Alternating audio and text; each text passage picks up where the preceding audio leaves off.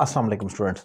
आज डिफ़ाइन कर रहा हूँ इंस्टेड ऑफ प्लस आईएनजी का इस्तेमाल। इसका मतलब है बजाय इसके या इसके अलावा भी कह सकते हैं, लेकिन आम तौर पर हम कहते हैं बजाय इसके, यानी कि कोई काम करने के बजाय आप कुछ और कर रहे हो। इसके साथ हमेशा प्रेजेंट पार्टिसिपल यानी आईएनजी फॉर्म ऑफ वर्ब आती है, जो कि बताता है कि आप इस काम के बजाय आप प्रेफरेंस दे रहे हैं किसी और चीज़ को। So basically it's all about giving preference, कि एक चीज़ को तरजीह दी जाती है, एक चीज़ को स्किप किया जाता है। For example, instead of working hard, बजाय मेहनत करने के, अब करना क्या चाहिए, उस शख्स को मेहनत करनी चाहिए, लेकिन वो ये नहीं कर रहा। किसको तरजीह दे रहा है? He is wasting his time, वो अपना टाइम ज़ाया कर रहा है।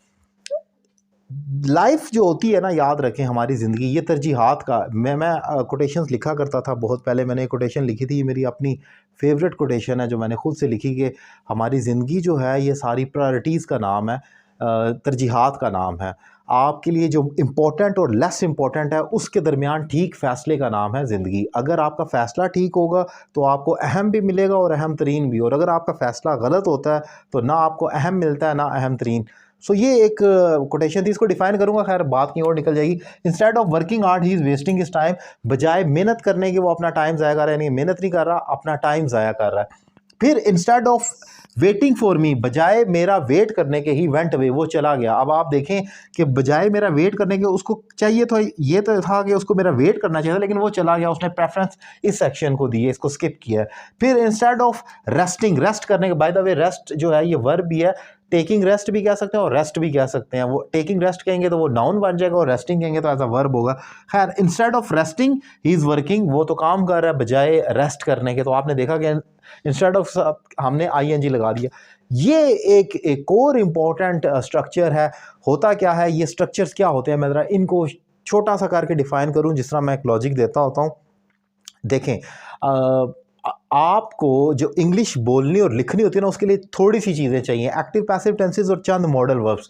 उसके बाद ये स्ट्रक्चर्स होते हैं, ये वोकैबुलरी की तरह होते हैं, इनको आपने याद करना होता है और उन्हीं टेंसेस के अंदर डालकर चेंज करते हैं। For example, instead of working, अब ये प्रेजेंट कंटिन्यूस है, ही वेंट अवे ये पास्ट इंडेफिनिट है, ही इज़ वर्किंग ये प्रेजेंट कंटिन्यूस है।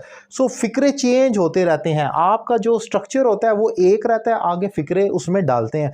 इसकी मिसाल ऐसे जो मैं देता हूँ हमेशा, कि कंस्ट्रक्शन की, क्योंकि मुझे ज़रा शौक है तो मैं उसमें, कि ईंटें, सरिया, सीमेंट आपके पास होना चाहिए। उससे आप मस्जिद बनाएं, सिनेमा बनाएं, आप घर बनाएं, आप पार्किंग लॉट बनाएं, आप जो मर्जी बनाएं, मटेरियल सेम होता है। सो ये मटेरियल जो है वो एक्टिव पैसिव टेंसेस वो मॉडल वर्ब का है। उसके बाद ये वाले जो स्ट्रक्चर्स आते हैं ना, ये आपने सिर्फ उसको डालना है और फिक्रे बनाते रहना है। 10 फिक्रे बनाएं, 20 फिक्रे बनाएं, सिर्फ इस वर्ड को एक पुट करें, आगे वही present indefinite, past indefinite, future continuous, can, could, should, has to, have to, ये सारे स्ट्रक्चर डालकर फिक्रे बनाते रहें, आपकी एक प्रैक्टिस हो जाती है।